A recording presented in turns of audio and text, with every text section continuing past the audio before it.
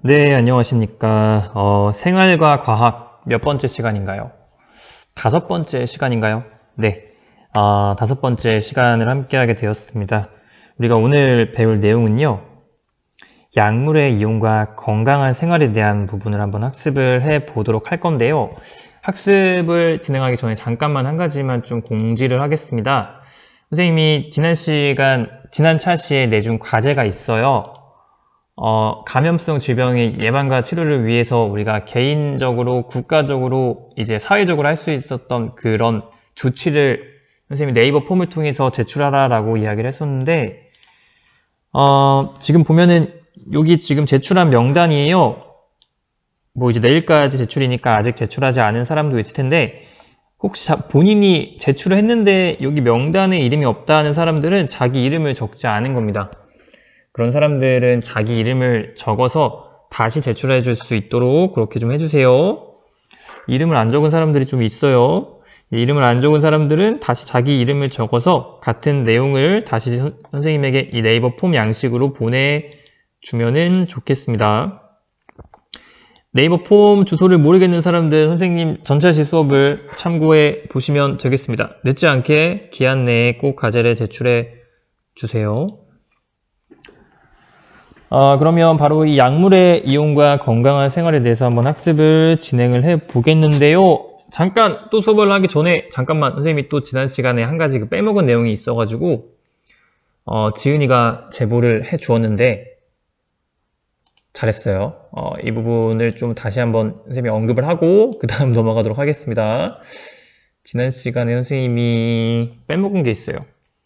선생님이 원래 실수를 잘 안 하는 사람인데 이렇게 간혹 가다가 이렇게 요즘 워낙 이 온라인 클래스 때문에 정신이 없고 하니까 간혹 이렇게 이런 실수를 하기도 해요. 이해해 주세요. 여기에서 선생님이 이게 아니구나. 질병의 진단과 치료 단원에서 여기 지금 보면은 CT, MRI, PET라고 있는데 PET에 대한 언급을 안 했던 것 같아요. 이 PET라고 하는 것, 양전자를 이용한 단층 촬영이고요. 방사성 원소를 환자의 몸에 넣고 원소가 방출하는 양전자가 아니고 잠깐만. 여기는 감마선을 적어주면 되겠습니다. 감마선이에요. 감마선. 여기 이제 원리가 어떤 거냐고 하면은요. 이 방사성 원소가 들어있는 이 방사성 원소를 양전자를 방출하는 방사성의 원소를 환자의 몸에 투입을 해요. 그리고 여기에 축적을 시켜. 그러면 이 원소가 가만히 있지 않고 끊임없이 감마선이라고 하는 거를 감출하거든요. 감마선이라고 하는 친구는 굉장히 파장이 짧고 에너지가 높은 전자기파예요. 요거를 방출하게 되는데 이 감마선을 검출해서 우리가 그 속에 원래 볼 수 없는 거를 영상으로 나타내는 기술을 PET, 양전자 단층 촬영이라고 이야기하는 거예요.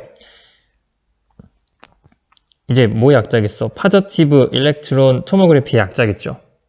양전자 단층 촬영. 이거 선생님이 한 가지 빼먹었습니다. 2번째 프린트예요. 질병의 진단과 치료. 이것만 좀 잘 적어 두고요. 그 다음에 우리가 이제 오늘 수업을 한번 들어가 보도록 하겠습니다. 렛츠고! 가보자! 약물의 이용과 건강한 생활 되겠습니다. 가볼게요. 교과서 페이지는 몇 페이지를 보면 되냐면은 몇 페이지입니까? 35페이지를 같이 보면 될 것 같습니다. 교과서는 35페이지를 펴고요. 선생님이 먼저 제공한 학습 프린트를 꼭 같이 보면서 빈칸을 채우고 중요한 부분에 밑줄을 그으면서 수업을 진행하도록 하겠습니다.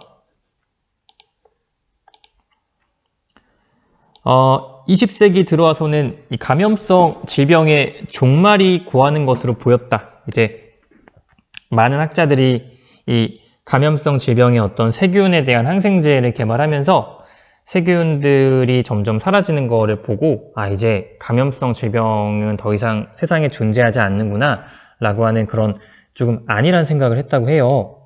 그러다 보니까 이제 많은 나라에서 돈도 드는 것도 이제 아까우니까 이 백신 접종을 하지 않는 일이 생겼다고 해요. 그런데 이 박테리아라고 하는 친구들은요, 가만히 있지 않고 끊임없이 진화를 하거든요. 다시 새로운 박테리아가 출현을 하게 돼요. 뭐를 갖춘? 기존에 자신을 물리쳤던 이 항생제에 대한 내성을 갖춘 새로운 박테리아가 다시 등장을 하게 되는 그런 일들이 벌어지기 시작을 합니다. 아니, 그럼 과연 이 항생제에 대한 내성은 어떻게 생기는 것인가 한번 보도록 할게요. 내성이라고 하는 거는 선생님이 또 앞서도 이야기했었는데, 항생제, 즉 세균 혹은 박테리아를 무찌를 수 있는 그 항생제 약품에 대해서 이 약품을 이겨낼 수 있는 그런 힘을 내성이라고 하는 거예요. 박테리아가 이제 진화하기 때문에 이러한 내성을, 전에 없던 내성을 갖추게 되는 것인데, 그래서 이 과학자들이 가만히 있지 않고요. 박테리아를 제거하기 위해서 새로운 항생 물질을 8,000가지 정도나 또 개발을 하게 됩니다. 그러나 박테리아는 만만치가 않아요. 이 모든 경우에 또 그에 대한 내성을 가지게 되었대요. 그래서 우리가 이런 많은 항생제에 대한 내성을 갖춘 친구를 무엇라고 이야기하냐면은, 거기에 한번 학습지에 빈칸을 한번 채워볼게요. 슈퍼박테리아라고 하는 이름을 가지고 있습니다. 우리가 많이 또 들어보기도 했는데요. 이 슈퍼박테리아라고 하는 친구는 어떤 친구냐 하면은, 항생제에 스스로 저항할 수 있는 그런 힘을 갖춘 박테리아고요. 점점 내성이 다양해지고 강해집니다. 그래서 결국에는 어떠한 항생제, 어떠한 약품을 처방을 해도 이거에 대해서 이겨낼 수 있는 그런 세균이 탄생을 한 거죠. 현재 사회에서 굉장히 또 위험하게 작용을 하고 있는 친구인데요. 또 바이러스와는 또 다른 의미에서 우리에게 굉장히 경각심과 위험을 가져오는 그런 친구라고 이야기할 수가 있을 것 같아요. 좀 중요하게 우리가 좀 기억을 해둬야 되고요. 선생님이 한 가지 사례를 좀 소개를 해 주겠습니다. 어떤 사람이요, 강에서 물놀이를 하다가, 이제 강이 어디 강이었냐면은 하수처리장 근처의 어떤 강이었나 봐요. 수많은 약품들이 버려지고 있는 이 하수처리장 근처의 강에서 물놀이를 하다가 상처가 난 거예요. 하지만 원래 같은 경우였으면은 충분히 쉽게 항생제나 약 처방을 통해서 치료할 수 있는 상처였을 텐데, 슈퍼박테리아가 감염이 된 거죠. 그럼 이제 이 슈퍼박테리아라고 하는 친구는 어떠한 항생제도 듣지 않기 때문에 결국에는 양손과 다리를 절단해버린 그런 또 무시무시한 사례가 있었다고 하고요. 이것이 다가 아니에요. 또 국내에서는요, 이 슈퍼박테리아 감염자랑 같은 병실을 누가 사용을 한 거예요. 그러다 보니까 이 박테리아라고 하는 거는 감염이 되고 전염이 된단 말이에요. 옆에 있는 사람에게 감염이 돼가지고 옆 사람이 사망했던 사례가 우리나라에서도 실제로 있었다고 합니다. 굉장히 무시무시한데, 그래서 이 항생제를 보면은요, 1990년대부터 2001년대까지 지금 계속해서 새로운 내성을 가진 세균들이 이렇게 계속해서 생겨나고 있습니다. 세균이 진화하는 거죠. 세균은 끊임없이 진화하면서 항생제에 대한 내성을 새롭게 갖추고 있는 그런 모습을 좀 볼 수가 있고요. 아까도 이야기했지만 이 박테리아가 항생제에 대한 내성을 갖출 수 있는 가장 좋은 장소는요, 하수처리장이라고 해요. 여기에 이제 수많은 약품들과 화학용품들이 버려지다 보니까 요거에 대한 이제 거기에 서식하는 박테리아들은 그런 수많은 약품들에 대한 내성을 하나둘씩 갖추게 되면서 결국에는 수많은 모든 약품에 대한 내성을 갖춘 슈퍼박테리아가 탄생을 하게 되는 거죠. 그래서 우리가 그 여름철에 하수처리장 근처의 강가에서 물놀이 할 때는 굉장히 좀 주의를 해야 된다고 해요. 여러분들이 이제 앞으로 또 여름이 다가오는데 이제 물놀이를 할 때도 여기 혹시 근처에 하수처리장이 있는지를 좀 확인을 하고 그 다음에 강가에 가서 놓을 필요도 좀 있을 것 같아요. 요즘 시대에는 또 이 슈퍼박테리아가 굉장히 우리에게 위험으로 다가오기 때문에 이런 부분들을 조금 생각을 해볼 필요가 있을 것 같아요.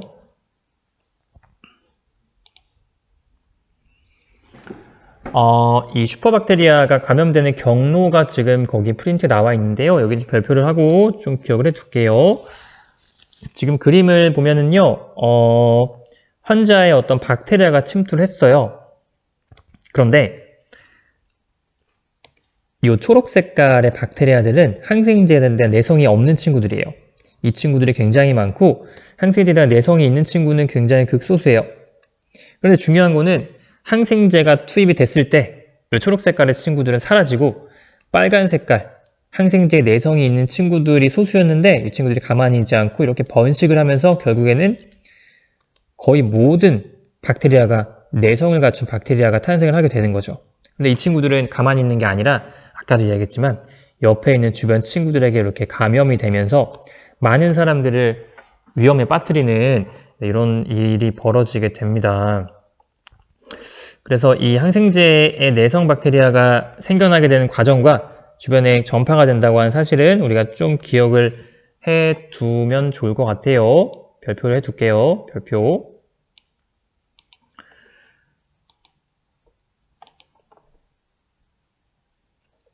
네. 그래서 이 항생물질은 미생물을 전부 죽이는 게 아니라 당연히 내성이 강한 친구는 죽이지 못하고 약한 친구만 죽이게 되거든요.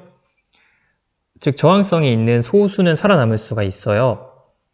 그런데 이들이 가만히 있지 않고 아까도 이야기했지만 번식을 하면서 세력을 키우게 되면은요, 기존에 쓰던 항생물질이 힘이 사라집니다. 이 친구들이 번식을 하게 되면은요, 아이고 두껍다. 기존에 쓰던 항생물질은 영향력이 사라집니다. 우리 페니실린이라고 하는 게 있는데 이게 이제 최초의 어떤 세균을 물리치는 항생제라고 할 수가 있는데요. 페니실린이 사용이 된 다음에 불과 3년이 지난 시간이 지나고 나서 포도상구균이라고 하는 친구들이요, 이 페니실린에 대해서 내성을 보이기 처음 시작을 했어요. 여기 아래 그림을 보면은 이 포도알 같이 생긴 친구가 바로 포도상구균 박테리아인데 이 친구들이 처음에 이제 하나둘씩 페니실린에 대해서 내성을 좀 갖추기 시작을 했다가 1952년 그로부터 또 6년이 지나고 나서는 모든 상구균의 60%가 내성이 생겼고요.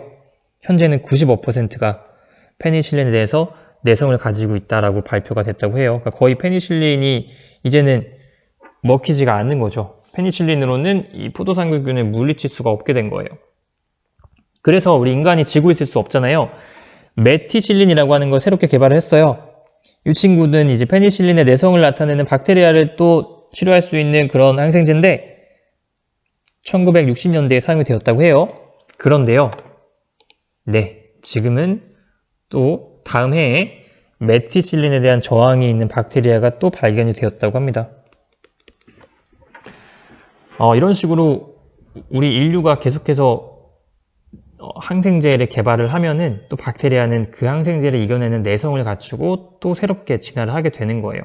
끊임없이 이제 인류의 어떤 의학 개발과 이 박테리아의 진화가 맞물리면서 계속해서 이렇게 우리가 또 어려움에 처하고 있는 이런 실정이 되겠습니다.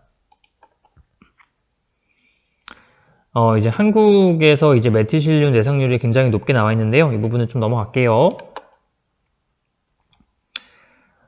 그리고 이제 요거는 이제 우리가 사용하는 일상생활 속에서 사용하는 의약품과 그 다음 카페인 함량이 나와 있는데 이 부분은 책에 나와 있는 부분인데 따로 언급을 하지는 않겠습니다. 두 번째 단원이 되겠습니다. 술은 흥분제일까 진정제일까? 사람들은 건강한 삶을 살기 위해서, 그렇죠, 건강하게 살기 위해서 병을 예방하고 치료하기 위해서 약물을 이용을 해요. 서로 다른, 모두가 다 각각의 이유가 있겠지만 공통된 목적은 병을 예방하고 치료하기 위한 것이 바로 공통된 약물 사용의 목적이 아닐까 싶은데요. 가끔가다 이 약물을 의사의 처방대로 사용하지 않고 엉뚱하게 사용하는 사례가 있고요. 혹은 일정한 기준과 한도를 넘어서 과다하게 사용하는 경우가 있습니다. 이 경우들을 이제 오용과 남용이라고 이야기할 수가 있는데요. 특히나 남용이 많이 이루어지는 약물 어떤 게 있습니까? 사람들이 중독에도 걸리는 이 술과 담배, 각성제나 마약 같은 것들은 많이 남용이 되고 있는 그런 사례가 많이 있어요. 그래서 이 좀 자세하게 한번 특징들을 보면은요, 각성제나 마약이라고 나와 있는데 잠깐만요. 지금 뭐가 빠진 것 같은데? 지금 프린트에 있는 빈칸을 하나 채우고 넘어갈게요. 거기 프린트의 오른쪽 지금 보니까 술의 주성분인 하고 가로가 있잖아요. 거기 가로에다가는 술의 주성분인 알코올은 뇌와 신경의 작용을 저하시켜서 주의력이나 판단력을 떨어뜨리고 자제력도 잃게 한다 라고 좀 적어주면 되겠습니다. 우리 이 술이 가지고 있는 문제점은 다들 알고 있을 거라고 생각을 해요. 그 다음에 여기 볼게요. 각성제나 마약 같은 것도 지금 여러 가지 사회적으로 또 문제가 되고 있는데요. 중추신경을 흥분시키거나 억제시키는 그런 특징을 가지고 있습니다. 각성제와 마약 같은 것들이요. 또한 정신적으로 약물에 의존하게 되는 습관성, 육체적으로 약물에 의존하게 되는 중독성을 가지고 있다라고 볼 수가 있어요. 습관성과 중독성에 동그라미 쳐둘게요. 습관성과 중독성. 한번 이것들을 시작을 하게 되면은 끊기 어렵고 계속해서 하게 되는 중독성을 가지게 되는 그런 친구들이 바로 각성제나 마약 같은 것들이 있다고 할 수가 있겠네요. 이 약물은요, 정말 남용하면 안 되겠는데요. 이 약물을 남용하게 되면은요, 과도하게 많이 사용하게 되면은 악 영향이 매우 크기 때문에 치료 목적으로 지금 약물을 사용하는 것은 금지되어 있습니다. 마약과 같은 것들도 굉장히 사회적으로 금지가 되어 있는데, 우리가 또 일상적으로 사용하는 각성제가 있어요. 어떤 거지? 음식과 음료 속에 많이 들어있는 카페인이라고 하는 것도 각성 효과를 가지고 있는 각성제에 속한다라고 볼 수가 있어요.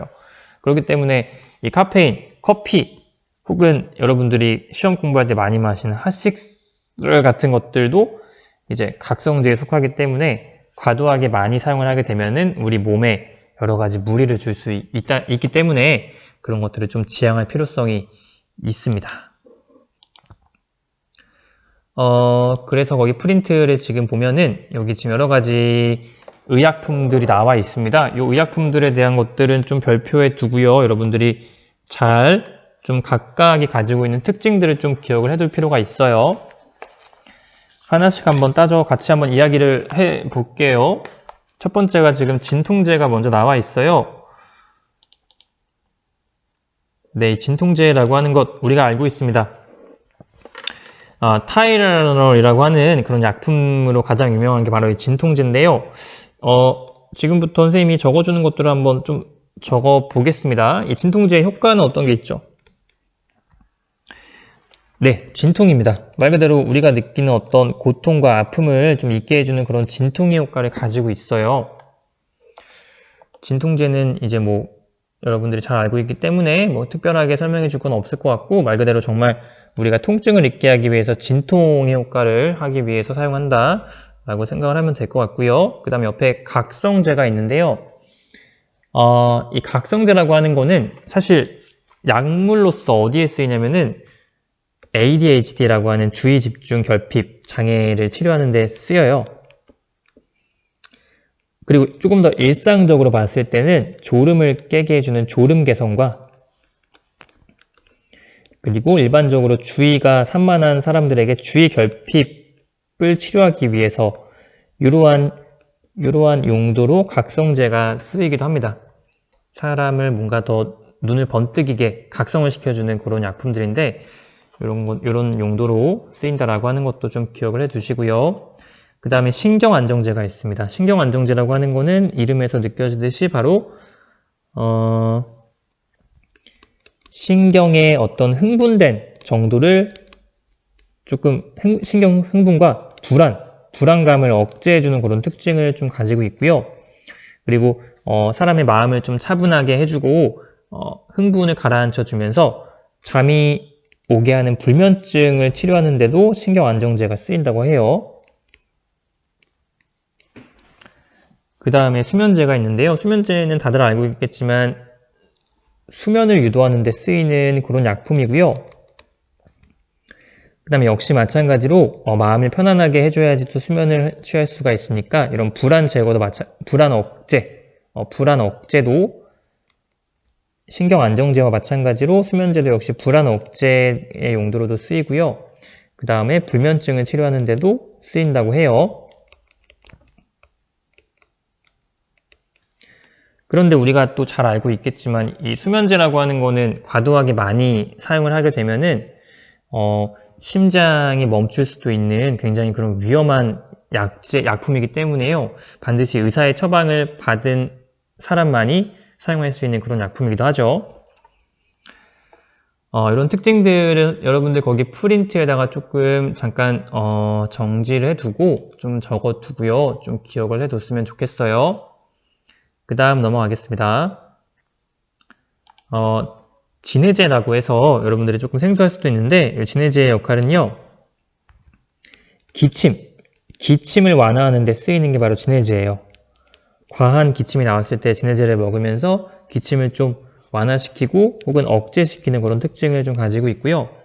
이것도 이제 보면은 마약성과 비마약성이라고 해서 분류할 수가 있는데 정말 기침이 과도하게 심하게 나오는 사람들은 이 마약성 진해제를 처방을 받아서 기침을 억제하는 그런 일도 있긴 한데요. 요거는 그냥 적어두지 않을게요. 그 다음에 오른쪽에 마약이 있습니다. 우리 마약이라고 하는 거는 여러분들이 잘 알고 있는데 의학적인 용도에서도 마약이 쓰이기도 해요. 우리가 이제 그 법적으로 금지되어 있는 마약 복용에 대한 그런 마약도 있지만 의학적으로 의약품으로 쓰이는 마약도 있는데요. 요거는 이제 진통제예요. 마약성 진통제라고 해서 진통제 중에서도 굉장히 강한 진통제라고 볼 수가 있는데요. 요거는 마약성 진통제로 쓰이는데 극심한 통증을 억제해주는 그런 특징을 가지고 있어요.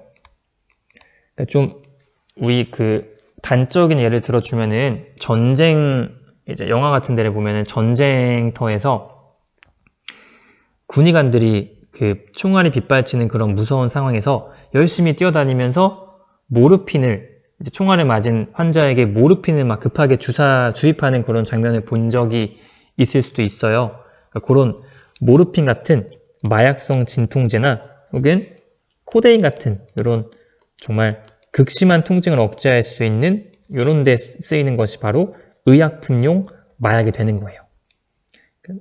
특징을 정리하면은 극심한 통증 억제 이런 특징을 이런 용도로 쓰인다 라고 하는 거를 조금 기억을 해두고요.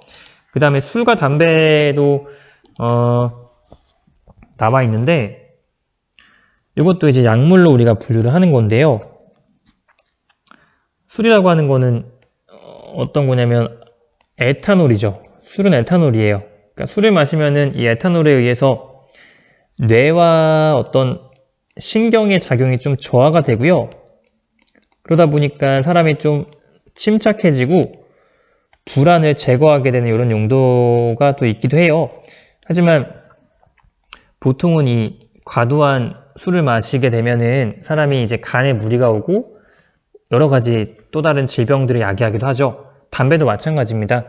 환각 증세를 통해서 우리가 이 담배를 쉽게 끊을 수 없는 사람들이 많이 있는데 이 술과 담배를 과도하게 하면은 굉장히 여러 가지 수많은 합병증을 몰고 오게 하는 굉장히 위험한 약물 중에 한 가지인 거를 여러분들이 잘 알고 있을 거라고 생각을 해요. 그 다음에 흡입제도 역시 정말 마약과 같이 환각 증상을 가져와서 우리 또 청소년들이 이런 본드와 같은 흡입제를 이제 냄새를 맡으면서 환각 증세에 중독이 되는 사례도 많이 있는데요. 이것도 이제 이런 환각 증세를 가져와서 우리에게 굉장히 위험한 그런 약품이 될 수 있다고 하는 거 좀 기억을 해두면 좋겠습니다. 선생님이 지금까지 여러 가지 우리 주변의 약품들의 어떤 용도에 대해서 좀 적어봤는데요. 자세한 거 이보다 자세히 알 필요 없지만 선생님이 적어준 이 정도의 특징 정도는 이 약물이 어떤 용도로 쓰이고 어떻게 써서 우리에게 위험한지 같은 거 정도는 여러분들이 조금 정리해 두고 그 다음에 기억을 해 두면 좋겠습니다. 이 부분들은 꼭 기억을 해두세요. 시험에 나올 수 있는 부분이기 때문에 꼭 좀 기억을 해두면 좋겠습니다. 그 다음 세 번째 넘어갈게요. 약물은 어떻게 투여할까? 라고 나와 있습니다. 여기도 이제 뭐 글은 많은데 그냥 한번 쭉 가볍게 읽어보면서 넘어갈게요. 약물을 투여하기 위해선 당연히 약물이 작용하는 곳에 잘 도착을 해야겠죠. 근데 이 방식에 두 가지가 있대요. 먹는 방식이 있고 주사하는 방식이 있대요. 우리가 잘 알고 있듯이 약을 먹어서 약물을 투여하는 것도 있고 주사를 직접 맞는 경우도 있는데요. 사람들이 가장 많이 하는 방식은 뭡니까? 입으로 먹는 거죠. 알약, 가루약 같은 것들을 입으로 먹어서 이것들이 위를 통해서 우리 몸을 거쳐서 이제 원하는 그 질병에 갈 수가 있는 건데요. 이제 문제는 위산에 의해서 파괴되거나 소화효소에 의해 소화될 수 있는 것들은 먹을 수가 없어요. 그래서 우리가 인슐린 같은 경우는 이제 이걸 먹어버리면은 위에서 바로 분해가 돼버리기 때문에 효능이 없거든요. 그래서 이것들은 주사를 놔서 인슐린 주사라고 하죠. 인슐린은 주사를 통해서 우리가 이거를 처방을 받게 되는데, 인슐린이 저번에 배웠는데, 저번 차시에 배웠었는데 어떤 역할을 하는 거였죠? 인슐린? 당뇨가 있는 사람들에게 이거를 처방하게 되는데요. 인슐린을 통해서 뭘로 바뀌었죠? 기억해요? 포도당이 인슐린 통해서 포도당이라고 하는 것이 뭘로 바뀌었죠? 포도당이 글리코젠이라고 하는 걸로 바뀌면서 혈당이 높은 사람들이 혈당량을 감소하는 데 결정적인 역할을 했던 것이 바로 이 인슐린이었어요. 근데 인슐린을 스스로 만들어낼 수 없는 그런 질병이 있는 사람들에게는 인슐린 주사를 투여하면서 이런 혈당량을 조절할 수 있도록 이렇게 처방을 해주는 거예요.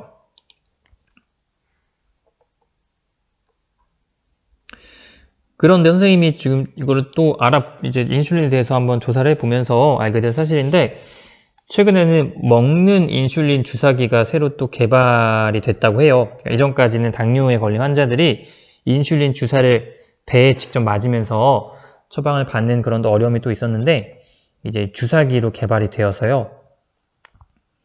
지금 보니까 굉장히 좀 특이한 모양인데, 이 캡슐 안에 인슐린 주사기가 이렇게 들어있는 거예요. 캡슐 안에 이렇게 들어있어가지고 이 캡슐이 깨지면서 우리 몸에 자연스럽게 이제 투여가 되는 거죠. 그러니까 효과는 주사와 비슷하면서 어떠한 통증도 없고 부작용도 없이 간편하게 이용할 수 있는 이런 먹는 인슐린이 또 개발이 되었다고 하니까 이것도 한 가지 좀 여러분들이 알고 있으면 좋을 것 같아요. 뭐 이 먹는 인슐린이라 대한 요게 뭐 시험에 나오곤 하진 않을 거예요. 상식. 그래서 거기 그림을 좀 보면은 이렇게 지금 내복약이라고 해서 우리 몸을 거쳐가는 먹는 약이 있고 주사에 대한 약이 나와 있는데요. 이 그림도 조금 기억을 해둬야 될 것 같아요. 네 가지의 좀 방식이 나와 있는데, 주사 방식이 있고, 주사라고 하는 거 우리가 보통 정맥 주사라고 이야기하는데요. 정맥이라고 하는 거는 어디에서 어디로 가는 거야? 이제 정맥은 심장으로 갔다가 이제 우리 몸 전체로 퍼져가는 이런 기관인데, 이 정맥에 주사를 놔줌으로써 이것들이 의약품들이 심장을 거쳐서 우리 몸 전체에 퍼지게 되는 거죠. 그래서 굉장히 빠른 시간 내에 효과를 볼 수가 있는 장점이 있고요. 지금 빠른 시간 내에 흡수가 되는 장점이 있고, 단점이라고 한다면은 이 정맥 주사를 과도하게 맞게 되면은 혈관에 어떤 손상이 오는 그런 단점이 있다고도 해요. 혈관 손상에 어떤 부작용이 있다고도 해요. 이런 특징이 좀 있다는 거 좀 기억을 해두고요. 그 다음에 입으로 먹는 약이 있고, 정제된 것이나 액체 상태의 약을 먹으면 위나 소장에서 흡수가 된다. 그 다음에 입속의 점막, 혀 밑에 이렇게 스프레이를 뿌려가지고 하는 방식도 있고요. 그리고 피부에 직접 붙여서 사용하는 약도 있다고 합니다. 네 가지 이런 다양한 방식대로 우리가 약물을 흡수할 수 있는 여러 가지 방식이 있다는 거 하는 거를 좀 기억을 해두고, 뭐 어렵게 할 필요 없지만 이 각각의 중요한 특징 같은 것만 좀 기억을 해두세요. 그 다음에 넘어가서요. 여기 지금 프린트, 그래서 거기 프린트를 보면은 여기 나와 있는데요. 여기다 한번 쭉 읽어보시고요. 넘어갈게요.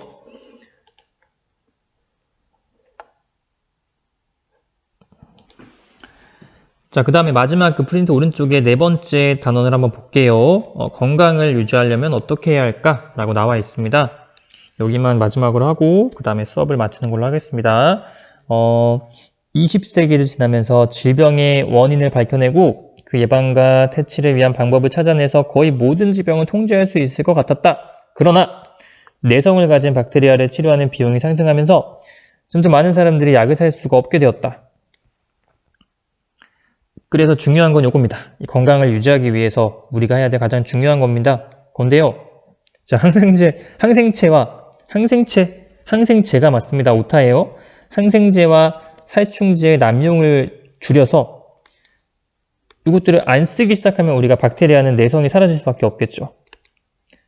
그리고요, 이 황열병, 말레리아 같은 이런 무시무시한 질병들의 매개체인 모기가 번식할 수 있는 고인물을 없애는 등의 환경 개선을 해주면은 또 자연스럽게 질병이 사라질 거예요. 그 다음 가장 기본적인 거는 이 병원에서 기본적으로 엄격한 소독과 손 씻기 같은 병원뿐만이 아니고 우리들도 역시 가정에서 혹은 사회에서 개인의 위생을 철저히 하는 그런 습관과 자세를 좀 길러야지 철저히 하는 우리가 이 질병의 어떤 내성, 슈퍼박테리아를 막을 수 있는 가장 빠른 길이 아닌가 하는 그런 생각이 좀 들어요. 그런 것들을 좀 기억을 해두고요. 여기 지금 마지막 세 줄과 우리들도 가정에서 개인의 위생을 철저히 해야만 한다. 이 부분들을 꼭 기억을 해두고 우리가 이제 앞으로도 살아가면서 이런 슈퍼박테리아 같은 것들이 생기지 않기 위해서 우리가 개인적으로 할 수 있는 것들은 어떤 것들이 있는가, 개인의 위생을 어떤 식으로 관리를 해야 하는가에 대한 생각을 좀 하면서요, 오늘 수업을 정리를 해보면 좋을 것 같습니다. 자, 지금까지 고생 많았고요. 여러분들, 오늘은 과제가 있습니다. 오늘은 과제가 있고요. 여기 과제 주소가 지금 나와 있으니까 여기에 들어가서 과제를 제출해 주면 되는데요. 과제는 어떤 것이냐 하면은 자, 네 번째 과제고요. 네이버 폼으로 들어와서 제출해 주면 되고 기간은 4월 26일 일요일까지 받겠습니다. 충분하죠? 우리 주변에서 접할 수 있는 약물 중에서 1번 의사의 처방에 의해 약물을 사용한 경험과 의사의 처방 없이 약물을 사용한 경험. 세 번째는 과도한 약물의 남용을 줄이기 위한 자신만의 어떤 방안을, 그리고 내가 어떻게 약물을 좀 남용했던 적이 있지 않나 한번 돌아보는 그런 시간을 좀 갖고요. 과도한 약물의 남용을 줄이기 위한 방안을 한번 300자 이상으로 적어 주시기를 부탁을 하겠습니다. 이름 꼭 적으세요.